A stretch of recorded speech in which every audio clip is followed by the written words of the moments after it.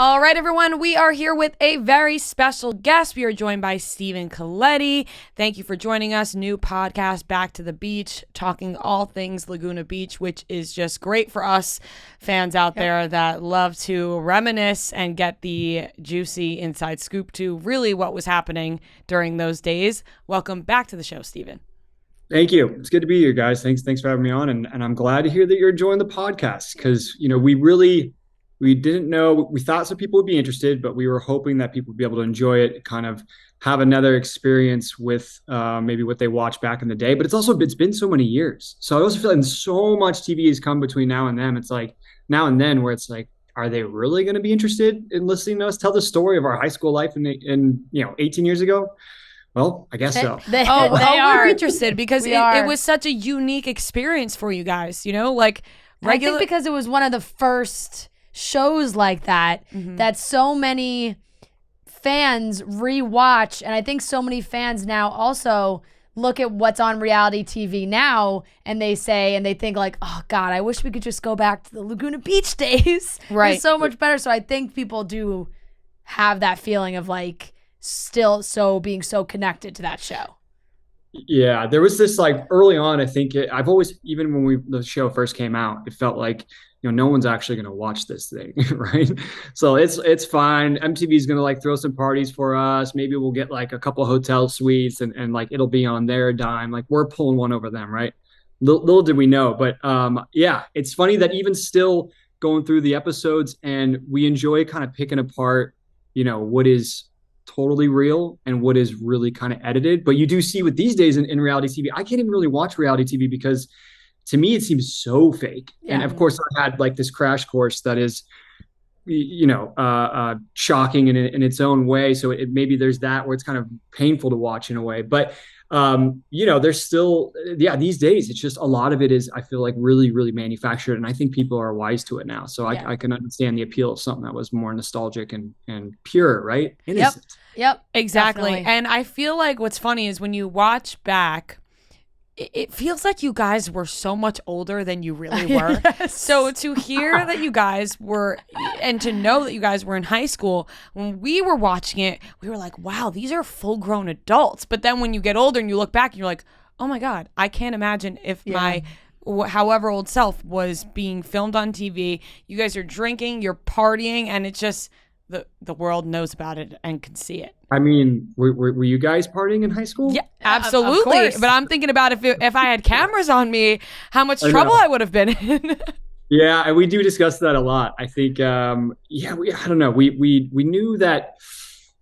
Well, look, it's not discussed, of course, on camera that we're drinking or anything, but it's pretty obvious. It's just kind of a given. But yeah, Kristin talks a lot about like she was always really nervous of her dad's reaction to it. I'm the third child for my parents, so I think at that point they're like, all right, just get yourself to college. Same. They're good to go.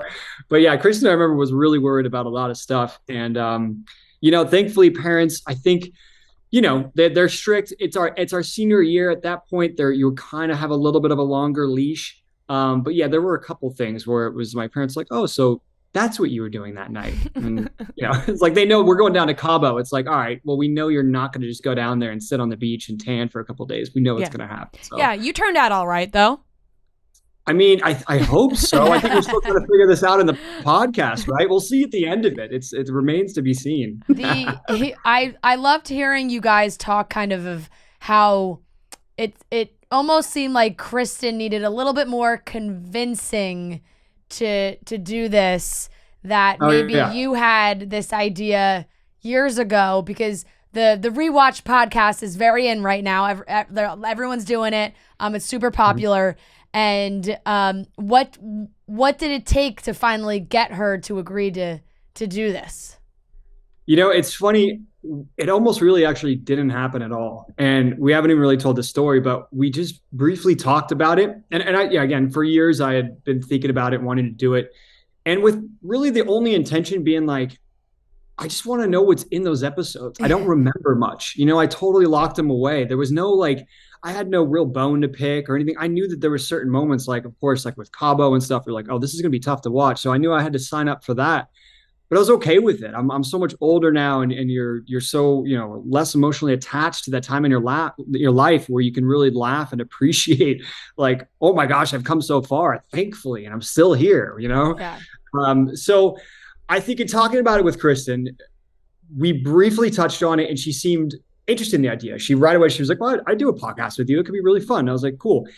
And then it was like, honestly, that was in passing. And then it wasn't until almost like a year later, and a COVID canceled trip to Australia to promote Everyone is Doing Great. I was like, what am I going to do for the next like few weeks? And it was just one of the first things on the list where I was like, let's just try to make this happen right now. Maybe this is a good time. So I hit up Kristin, and she was like, I don't know. I kind of got a lot of things going on right now. And I was like, yeah, I understand. Like, I do want to keep it limited though. We don't want to go into it too far. She's like, yeah, I'm just like kind of really busy right now. And then I actually called her like an hour or so later to literally just kind of catch up. And I already kind of accepted that all right, she can't do it right now. Let's just have a little chat. And I just want to see how she was doing. Right. And we started talking about the podcast right away. And she was like, I just, maybe if it's like really only something limited. And I was like, oh, wait, so she does want to do it. I'm like, okay. So we kind of like from there, continue to kind of chat it out and say, yeah, let's just, we want to get in, be bold, get out. We're not trying to do 200 episodes of this podcast, and we'll just see how it goes. So from there, we got on the same page and found a partner in Dear Media that was on the same page. And, I know she's mentioned it, and I am, also very happy that we've done it. It's been a really fun experience being able to do it. So yeah, thankfully there's not that many episodes of Laguna Beach. Right. Right. Is the plus side. Like, we just had some of the cast of Boy Meets World on our show, and they're doing a Rewatch pod. And Danielle Fishel was like, well, there's like 200 plus episodes to watch, which is crazy when you have that many seasons. But Laguna Beach really just had that. It was a short amount of time. It hit really hard, and everyone loved it. Because then it went right into the hills after that. And I think with you and Kristin, obviously there's always going to be that draw there where people are holding on to that, and they're like, oh, we want to watch them interact. And listen, I don't know exactly what happened. You just see headlines and you're like, oh, it's been revealed that they shared a kiss before the podcast and whatever it is. And you're like trying to gather all this information, but this may be a weird question and you don't need to answer it, whatever. I don't even know if it's that weird. But did you feel like, okay, in order for us to do this podcast, we need to make sure there's nothing romantic going on here. There's going to be no fling that's happening, so we can just focus on this work. No, we've been buddies. Our time came back in 2004, and ever since then, it's been good buddies who get to laugh about the past. Right. It was nothing like that at all. And it's been a really good working relationship together. So it's all good. Yeah, the fans really hold on to it. I know. And then you're like, guys, because then as a rational fan, you're like, that was so long ago. Like they were in high school, guys. Like they're not the same people. Like you grow up and you grow out of these things, and then you could be friends with somebody you dated in high school. It's very normal. Yeah, Kristin did a Q&A recently that I think somebody had asked her that too. It was like, you guys have such great chemistry. She's like, yeah, we've known each other. That's what happens when you know each other for 20 years. Like you have good chemistry. All that bullshit behind us. And I think it also makes for a unique opportunity with the show to be like, it's one thing to have your high school life taped for cameras, when you're 18 years old, but how about going back 18 years later with your ex from the show and going over it? But like we're so emotionally past everything that happened to us back in the day, and it's moved into that like, oh, what a sweet innocent time in our life, right. So that it almost works perfectly for this, because we can go over everything, we can take the piss out of it, we can give each other shit, and there's just nothing else there. So it's good to have that. Right, and those moments are now. They probably seem so minuscule to things that happen later in life when you become an adult, and there's such a big deal in high school. There's some big things that happen, and then you look back to the high school shit and you're like, I am wondering why I got so mad at that. But at the time, it seemed so big. You would think so, but a lot of people keep reminding me of certain moments that happened because of the TV show. So I'm like, oh shit, I really fucked that up. What an asshole! You're like, I was 18. Yeah.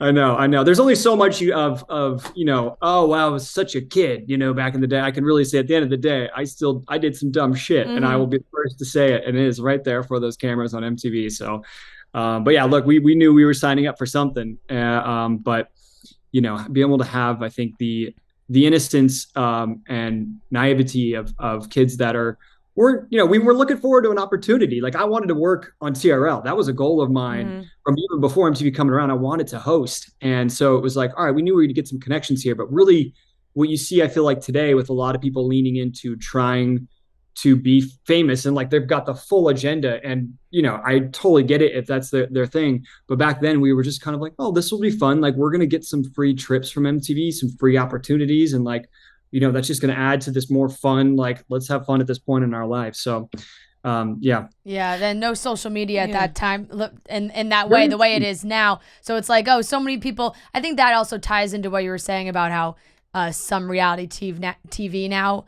feels so curated because these people are just using the show as a way to gain the Instagram followers and then make that their career instead of, just doing a little TV show. I'm trying to think because obviously Laguna Beach, the Hills, it was truly you guys were on TV and we didn't go to Instagram and Twitter to go find your guys' handles and follow everybody. And then I think Jersey Shore, I think was probably the last bit of that.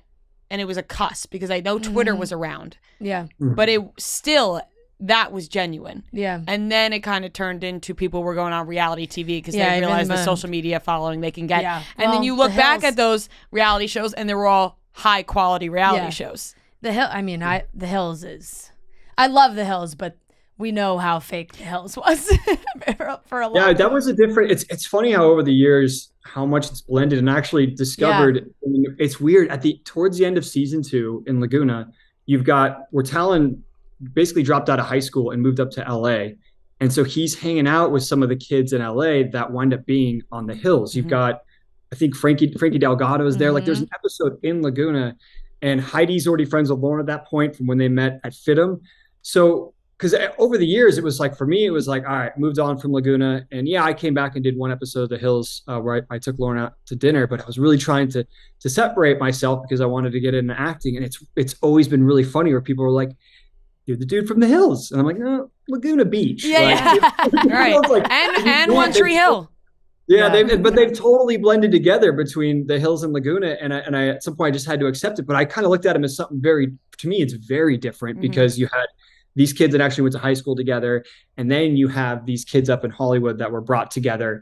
And it's just such a different world. Yeah. But it really is interesting how they all blended together. And, but yeah, seeing them on the show at the very end of Laguna, I was like, that's something I was like, oh, okay, this really adds to why it's so easy for people to just sit all of like, oh, well, the kids from the Hills are also, engaged with the kids from Laguna. So. And then Kristin comes on later on in the Hills. So I think that's why. Yeah. But I'm sorry if you guys have talked about this before, but I think people are interested on how you guys were even approached to do a reality show when you were in high school. Like, who did MTV have to go to get that started?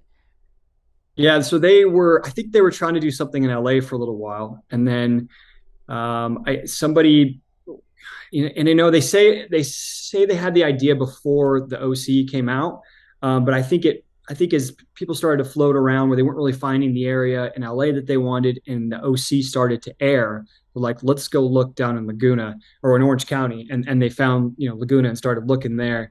And early on it was through our school. It was at the high school. And rumors were honestly flying around for months, if not maybe a year. I remember it was around for a long time. And then all of a sudden one day they showed up in like January. And they had, everyone was filling out packets and some producers were there at break and lunch.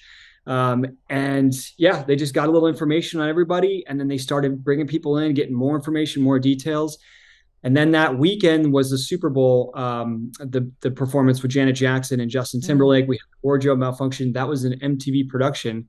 So for some reason, that's what was eventually the last flag for like the parents and the teachers association, if you will, the school board to be like, actually, you know what, MTV, maybe we get off campus, And so they had already met everyone, but that's why you never see any of our high school or anything, is because, eventually the school, I think after that production was like, you know what, maybe this is a bad idea and kicked them off campus. Meanwhile, the kids had already met everyone. They'd already met all the kids yet. We were already on board. So from there, they shot a lot of people. They shot a huge, man, just hours and hours of footage for like 2 weeks, and then cut it all down. And then they brought a few of us in with our parents to this suite at the St. Regis in Dana Point, I believe it is, and showed us a little presentation.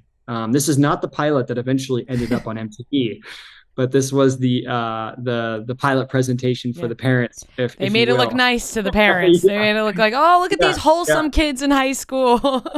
I know. And then, to my shock, the first episode, it's like me just straight up like in this like full blown love triangle, cheating on these girls left and right, thinking I'm getting away with it. And I remember watching the first episode like, oh, fuck. What did I get myself into? I can't even imagine if they brought the cameras into the school. It would have just been chaos. I know. It would have been so weird. And there would have been probably a lot of like food flying through frame. Like kids are so weird in high school. Could you imagine like what's going on? Like how they would actually be able to shoot something? It'd probably have to be after school. But the idea of a camera being in the corner of a classroom while Mr. Olney's teaching me econ and the rest of my senior friends are just going to let it slide. Like, fuck no. I'm going to get crushed. Right. We already got crushed around Laguna. I had friends that they saw me sitting outside of cafe with Lauren. I think this actually happened. One of my first time shooting a scene, a couple buddies like drove by and, all the windows were down. They were hollering all sorts of things I can't repeat now. But yeah, they were laying into me, which was pretty fun. What I have found so interesting too, when you guys talked about it in your kind of intro episode, which is where you were talking about all this stuff too, is that you then just went to college and the show wasn't on and you're just a freshman trying to fit in and make friends, and now all of a sudden you're the star of Laguna Beach on an MTV reality show.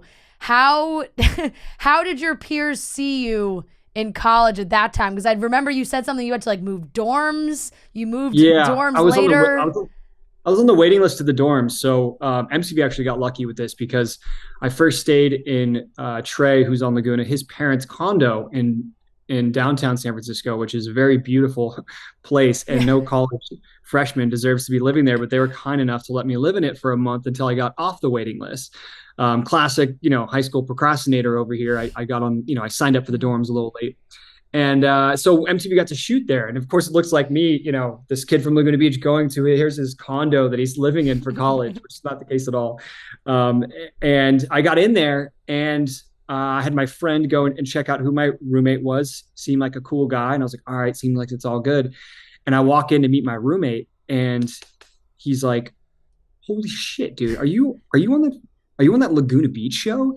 And he immediately goes to his computer, like brings up like the little MTV website and just the smallest little profiles they have on everybody. And he goes, no fucking way. What the fuck? It's so random. I can envision this. Yeah. And he was like, what the, like how the, he's just like, wants to know everything. And then from there, with other groups of friends, they were like, how does this all happen? They want to know, how did this happen? Is this real? And I'm like, it's complicated. Like everyone sit down and grab a drink. I'll try to explain it all to you. But then from there, we had some pretty fun little watch parties where they wanted live commentary as the episodes aired, which we did. And I was seeing them for the first time. And I'm like, and I remember like, the prom episode, they show like Kristin and I kind of going in this hotel room. I was like, oh shit, like Kristin's going to hear it from her dad on that one. That's not good. Like she's going to be in a lot of trouble there. And so they definitely enjoyed that. But the funny thing was, Ryan Satin was my roommate, and the time he was working on acting and maybe wanted to become an actor, but he wound up switching gears and he wound up working for TMZ, and he's now a host for wrestling for Fox Sports, does some stuff for them. But it was kind of funny. We kind of did this 180 where I thought I was going to maybe do hosting and work on that side, and then he was going to act, and we kind of did this 180 after school. But it was just random who I got paired up with, but we had a good time in college. So thankfully I had a good group of people that took care of me, because there were a lot of knuckleheads, of course, that would just want to kick my ass because I was on TV. Right. So going to parties was always a little bit of a difficult situation, but good group of kids that I'm always grateful for. That's awesome. That sounds like you had a good experience, because it could have went the other way where nobody wanted to be your friend. I know. And I honestly went to school there. They're going like, all right, everyone's going to USC. People are going to San Diego. This is what you do from Southern California. I want something new. I want like a new experience. Yeah. yeah, didn't really think that one all the way through. It's different now because I'd imagine, and I'm not 100% sure, but we talk, like she mentioned, the Boys Meets World cast and talking with them and how they were treated at school, and some people picked on them. Now I feel like if you have a following or whatever it is on TikTok and then you go to college, like, don't you feel like now those people, obviously there's going to be jealous kids, but majority are going to want to be like, I want to hang out with that person because then they want the followers. It's a different game now, I feel. Yeah, I actually would think it's pretty split because kids can still be mean. Yeah. So I'd imagine that, like, if you do have a following, you could get really picked on. Like, the jealousy part of it will take over, but then there's going to be the other part of it where people want those followers too. Yeah. Of course, there's so much pressure with that these days. I mean, at my age, you feel it away an extent of, in this industry, like, are you doing enough online with social media? And I can only imagine when you're still trying to form your brain, at 18 years old and going to this big new chapter of your life where you're really going to grow up the most in college. And I mean, I was actually, so my girlfriend just took me to her school down in Clemson, and we were there. It's kind of middle of August, and they were doing, I guess, what it's called Spirit Week. And so there were some sororities really kind of like drumming up the noise. And like, they talked about where they were on their 1 hour break where it's understood that everyone's going on social media and talking about like what's going on campus with their sorority. And so you feel like, to what you're saying, like, I think that there's, I'm sure that's a big part of recruitment for going into these, college sororities, fraternities and whatnot. That's crazy that they have allotted time. Like, all right, everyone, time to post. Time to post. Posting time. Oh my gosh. You know what to do. Here's our hashtags. Here's our tags. Make sure you do it. That honestly gives me the shivers. I mean, you've seen hashtag Bama Rush? No, I've seen it, and it scares the shit out of me. I say it all the time. Man. But Steven, how much time was in between college for you and One Tree Hill? So I I immediately I did a year of college, and then I started doing more hosting stuff with MTV, and I got the gig to host TRL a little bit. And so I was going back and forth between LA and New York for about a year and a half. And at that point, it was actually doing the hosting. At that point, I was like, you know what? Like, there's something about acting. I'd done a little bit as a kid in middle school, and always kind of found it interesting and wanted to just dabble, see if it was something I'd kind of catch on to. And so I started taking some classes in LA, and I really kind of caught the bug and just was like, all right, let me just try to consume as much as possible on this. Really was not interested actually in hosting anymore, and really wanted to focus on acting. So to me, I had worked on a movie. I kind of stayed off of auditioning for a little while and was like, all right, I need to study for a few months. And then we'll take it from there. And after about a year of studying, I landed a movie in Providence, Rhode Island called Normal Adolescent Behavior. It was a great cast. And Hillary Burton was actually in that movie as well. And I met her and spoke, and we had these backgrounds. She was like, you work on TRL? I worked on TRL. And I was like, what the fuck? I was like, I didn't even know. And what are the chances, we come across each other. We both didn't know that we worked on TRL. And she's talking about this show, One Tree Hill, that she's shooting down in this cute little, Carolina town called Wilmington, and the life that she was living down there. I was like, oh, that's an awesome, sounds like an awesome experience. And from there, the show just kept popping up. It was weird. We had some guests on from, I think Chad Michael Murray was on for an episode when I was out there for TRL. And then I'd see it at like my hotel room. I'd turn on the TV and randomly be on and be like, I want to work on this show. And then an audition came up. And in the audition, the character talks about Laguna Beach and says something about like, oh, those spoiled kids from Laguna or something, which I kind of had a little bit of like, I was like, we're not all spoiled. That's what MTV put out there. It's not everyone's. I remember that line, and I had always thought it was on purpose because of you. So here's the thing. There was that character didn't work, and that was later on. So I wound up auditioning for them, and we're going in a couple times. They're like, oh, he was seated for that audition, have him come in and stand up. And I could tell it was like, oh, they're putting me through it. Because the kid from the reality show, it's like, can he act? You're the spoiled kid from Laguna Beach. Yeah. I know. Let's put on just give this to him. Right. And then they're like, you know what? they're going in a different direction with the character, but they really love you. Hopefully they'll bring you back. And like, let them know I'd love to work on the show. And it wasn't too long after that. They called me in for another role, audition process again. And then we booked it. And I was so happy. I was like, this is the show. I really wanted to be on the show. And from there, it continued on, thankfully. And there was a line down the road there where they asked me, they're like, all right, we want to make a Laguna reference here. How do you feel about it? And I was like, let's do it. We got it. So a lot of people remember that line. I think he says, is that dude from Laguna Beach? And it's like, no, that's some other douchebag or something. Yeah. Some other tool. That's some other tool. Right. Was that, and was it the wedding? Was it a I was at the bar because I think Yes. which was like one of my little regrets of the early days of One Tree Hill is I made the choice to like have the bartender have his towel over his shoulders. Or have it around their like belt loop or something, or it's just there for a second. And it was just like, whenever I see a little shot or some sort of a picture from those early episodes, I'm like, dude, take the towel off your shoulder, man. You're such a rookie. Right. Let loose. No, there's so many layers to One Tree Hill, and we talk about this all the time, the crazy storylines that happen in the show, but I loved every part of it. Like, I truly was a huge fan of those later seasons that, things got really wild, but I was like, this like, I'm following. Like, this is getting really crazy, but I'm into it. And those ladies now, they do their drama queens, and that show is fantastic. Those three are just absolutely magic when they're all together. Right. I love them. I think the idea for all of these shows are so great because people are so invested, and with streaming nowadays, everyone can go back, binge watch all these shows, watch shows they've never seen before, and then you become invested in your guys' lives and what happened behind the scenes. I think that all of it is so interesting. And that's why the Rewatch podcast has been so popular. Right. You said you had a funny story for us, and we didn't get to hear it, so let's hear it. I was just going to say, you just reminded me when you were talking earlier about the episode length of the podcast that the girls are doing with One Tree Hill, Drama Queens. And I gave them so much credit because we're getting through our episodes. We would have gotten through a majority of them, but I was like, man, doing 187 of them, which is the episodes of One Tree Hill there were, I'm like, damn. I was like, I don't know how you guys do it. So we were talking before we got on, and I mean, you guys were like, I'm Rhea, I'm Fran. I don't remember we talked about everyone is doing great. Of course, I remember you guys, but I also saw you guys in New York City having lunch, and I just walked by. And it didn't hit me until I was a few steps by. And I was like, I know them. That's Fran and Rhea. Wow. And I should have turned around and said something, but I just kept going. That would have made us look so cool. Were we alone or were we with other people?